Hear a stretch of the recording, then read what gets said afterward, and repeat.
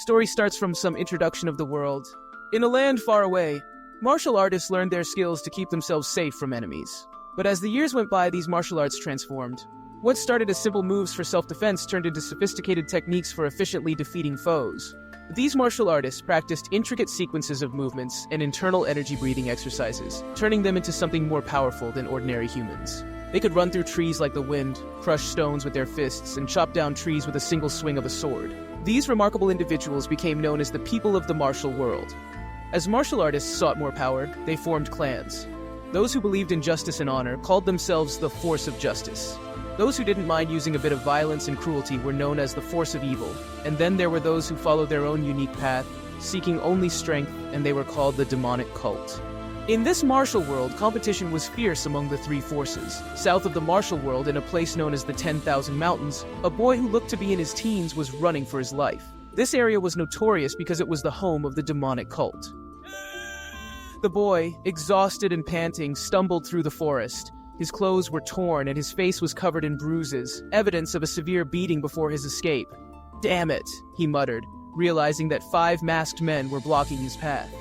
Despite his 30 minutes of desperate running, he couldn't shake them off. "Fuck!" he cursed under his breath, his legs trembling as he faced his pursuers. Though their faces were covered, their smirking eyes were visible. "You did well running all the way here, young master," one of them sneered. "Haha, I almost fell asleep waiting for you," another chuckled. The one they called young master frowned. If they had been waiting for him here, running in this direction was pointless. The masked men drew their swords, their eyes gleaming with deadly intent. As the tension in the air thickened, it seemed young Master Chun had run straight into a trap, and his pursuers were more than ready to end the chase. What should I do? It was his life that they wanted. It didn't seem like talking to them would work. He had used all of his internal energy to run here, so he had no energy left to run or fight. But even with his death waiting for him, his eyes were filled with anger rather than fear. "Why? I gave up on joining the academy already. Why do you want to kill me? Young Master Chu, you surely know that all of that doesn't matter." The boy was at a loss for words. He had expected this day to come ever since he was very young, but he didn't expect it would come even before he joined the academy. "As long as you have the right to the throne, it is your destiny." The other masked men began making comments also. "Surrender and we will make this quick. Even if you have peasant blood, we will not dishonor the blood of our lord." The boy then became filled with anger. The word he hated the most was the one that insulted his mother. Damn bastards. If he was going to die anyway, he might as well try to fight back. He pulled out a dagger. He had never learned martial arts, however. All he knew was whatever he observed from watching his guard, Warrior Jang. A dagger? Did you learn something from Jang? Sadly, he didn't. If he really did learn it, the skill would have been very useful here. Crude, but your blood speaks for itself, that you do not cower away at your death. The masked men seemed to be very happy. It was better for them to kill someone who would not give up than someone who would beg. "Kill him!" One of the men gave the order and the other 4 attacked the boy at once. He thought he would hold them off for at least a bit, but that wasn't the case. And so in the midst of chaos, with a ragtag dagger in hand, young Master Chu faced his attackers. Though he lacked training, his spirit blazed fiercely, if not humorously and effectively. One of the masked men used his sword to strike the boy's wrist, making him drop the dagger to the ground. The boy grimaced, glaring at the masked man, but his adversary grabbed him by the neck. Is it over?" The boy's face turned red, but his eyes had not given up yet. At that moment, another man shouted, "Watch out!" "What?" "The dagger!" A dagger stabbed the man's chin. The boy had been hiding another dagger, and the attack killed the masked man instantly. "What? A mere boy without any martial arts training killed one of my fighters?" The leader of the masked men, watching from a distance, became intrigued. It seemed like the boy had planned this from the beginning. "Damn kid, get him!" Another man charged in, kicking the boy and swinging his sword down at the boy's stomach. The boy had never felt such pain in his life. A searing agony shot up from his stomach and blood spurted from his throat. Damn it, so it didn't work twice. But having managed to kill at least one of them made him feel a bit better. He was going to die anyway. The masked man stepped on the boy's wound and the boy screamed in pain. The ground was drenched with blood. The man could have killed the boy quickly, but he seemed intent on causing as much pain as possible. "Slowly, I will give you a slow death."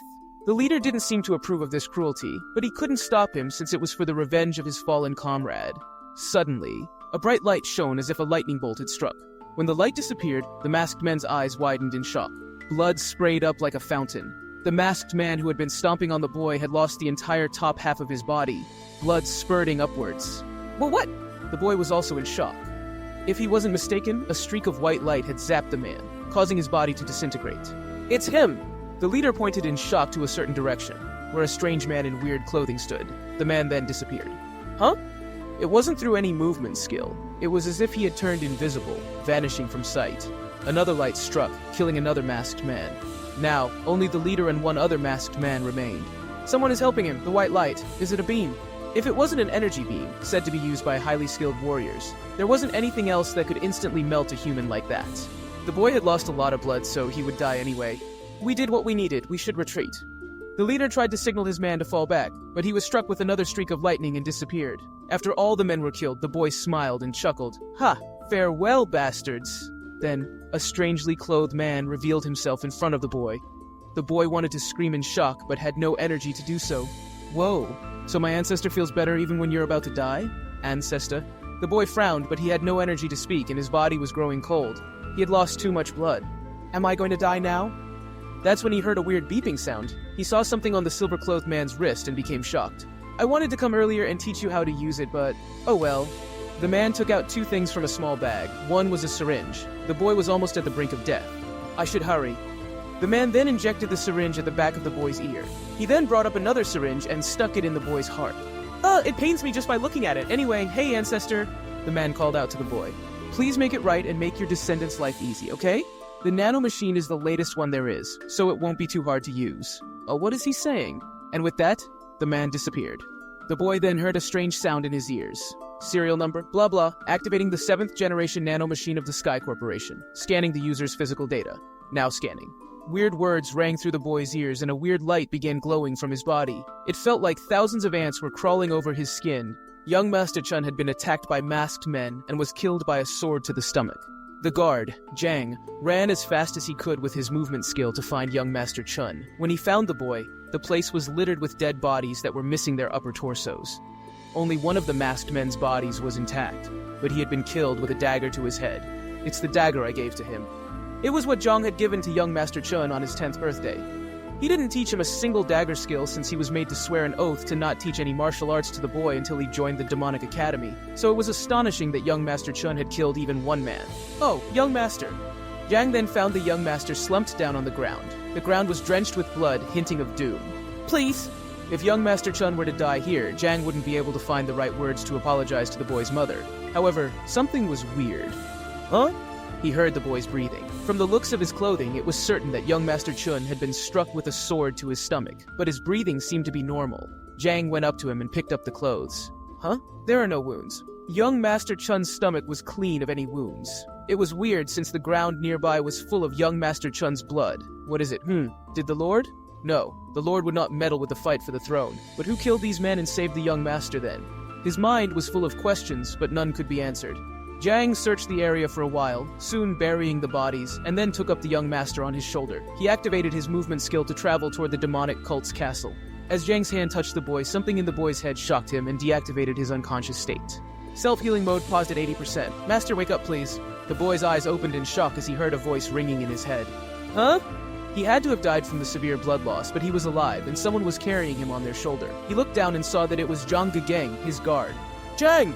The boy's face brightened up, and the cold mechanical voice came back again. Confirm target to be friendly, deactivating automatic defensive mechanism, reactivating self-healing mode. The next morning, he woke up from his sleep. His body was drenched with sweat. He realized that he was sweaty and wiped his forehead with his palm. However, he realized that it was not sweat, but something sticky instead. Ugh, what is this, huh? He then saw the dark black liquid on his palm and became shocked. It had a foul stench.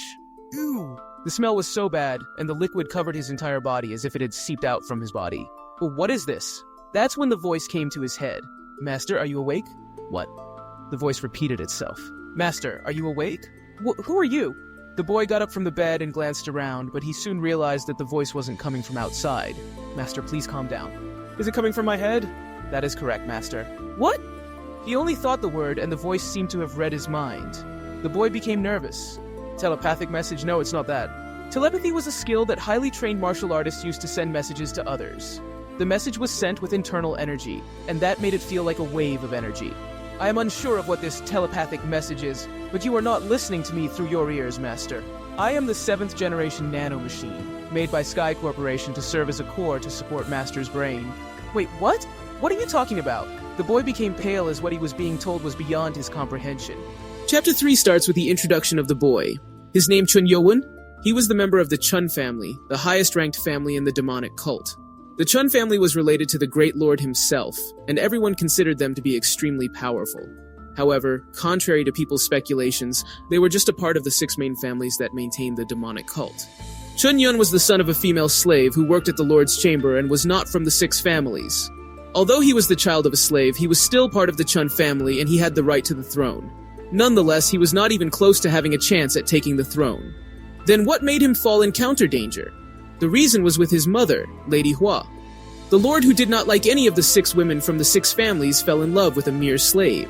This made the other wives angry and spiteful. Moreover, their fury didn't just end there. Chun Yo-won encountered multiple life threats throughout the 15 years of his life. He had no chance of succeeding the throne, but he was still wanted for his life due to the anger of the other wives. Since 7 days ago, the assassination attempts increased greatly. It was because it was now time for him to join the demonic academy, and that would test his right to succeed and earn the title to be the Lord's heir. If he joined the academy, he would learn martial arts and grow in power to have his own force. "Did you save my life, God?" Chun Yo-won asked the voice in his head while he laid flat on the ground. The nano machine answered, "If it is about the enemy who tried to kill you, no. But if you are talking about Master's wound after going into self-healing mode, yes." What is a self-healing? Yo-won couldn't understand most of the words that the nano machine used. Nano machine realized that they couldn't communicate like this, sending basic information to Master's brain. Huh? Nano machine understood that it needed to find the right words for its master to understand, searching for the right words for the era and culture. Nano machine began searching through words and terms so that Chun Yo-won could understand. After a while, Nano machine finished selecting the words to communicate. "Master, I am not the evil god that you speak of." Chun Yo-won became surprised at the sudden change of tone, although it still sounded mechanical. "What then, who are you?" "I am trying to send you the basic information and manual about me to your brain. Will you accept?" Nano machine thought it would be easy to send the information instead of talking about it, and Chun Yo-won nodded without knowing what it was actually. Then, a video flashed in his brain at once. His eyes shook rapidly as he looked through multiple video images, and soon he felt dizzy. He bent over and kneeled down to the ground to vomit. Ugh! It is a natural reaction after receiving information through your brain. You will not feel dizzy the second time around. Chun Yo-won recovered from the dizziness and got up. What is going on? It was hard to believe. He had not seen or been taught anything, but he now knew about the machine created with highly advanced technology installed in his brain. Nano machine? Yes, Master. Is it true that thousands of machines are now embedded in my body?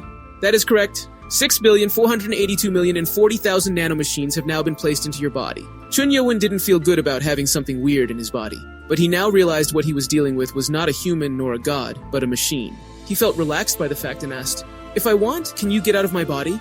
As you saw through the information that was sent, I am programmed to only be extracted outside the body in case you die. Therefore, the machine was bound stay until Yo-won died. He couldn't understand why this had happened. "Who put you into my—" That's when someone knocked on the door to his room. "Prince, Dr. Bayek is here." It was Jang's voice. Yo-won wasn't sure about how he should explain the fact that he was talking with a machine, so he stuttered, "Stay quiet for a while. I can read your thoughts to communicate, Master." "I get it, just be quiet." Going into silent mode. Yo-won got back on the bed and laid down with the blanket over his body. The door opened and a middle-aged man, Jang, and an old man with long white hair came in. "The prince seems to be asleep, so we will, huh?" "Prince!" Jang found Yo-won looking at him from the bed and quickly ran up to him. "Are you okay, Ugh!" He then placed his hand over his nose because of the terrible stench coming from the prince. "What's going on?" Yo-won forgot what happened to his body because he had been talking to the nano machine. The black ooze that came out of his body was too terrible to smell. Dr. Bayek then walked up with an interested look on his face. He was the designated doctor for the Lord of the Demonic Cult, and was nicknamed Demon Doctor in the cult. "Prince Chun, we know each other, don't we?" "Of course, Doctor." There wasn't anyone in the cult that didn't know about the doctor. Also, Yo-won had met him when his mother was sick. "Give me your hand. Let me feel your pulse." His hand was sticky from the ooze, so it was embarrassing to show it to him. The doctor said it was okay. He reached out so that Yo-won could give him his hand. The doctor checked his pulse for a while and opened his eyes in astonishment. "This is very interesting. What is it? Dr. Bayek, did something happen to the young master?" Jang asked with a frown, but the doctor shook his head and smiled. "No. This is very good, actually." "What are you talking about?" "The entire body has been cleansed of any dirty substances, and his energy flow has been activated." "Did he consume a special kind of medicine or something?" Yo-won was confused. "You now have the perfect body to train in martial arts." "What?" Yo-won then understood what the doctor said, and became shocked. The black ooze that came out from his body was actually the dirty substances stuck inside his body. What was better was that his energy was now flowing, so he could now learn how to use his internal energy. Hey, nanomachine, did you do this? Deactivating silence mode? Yeah. Deactivated, yes, master. The nanomachines have extracted the unnecessary substances from your body and have reshaped the blood, muscles, and joints to best fit your body shape. I have to keep it secret that I have nanomachine in me. Cheon Yowon wasn't aware of it, but there was no way that the medical knowledge of this era would be able to find the nanomachine.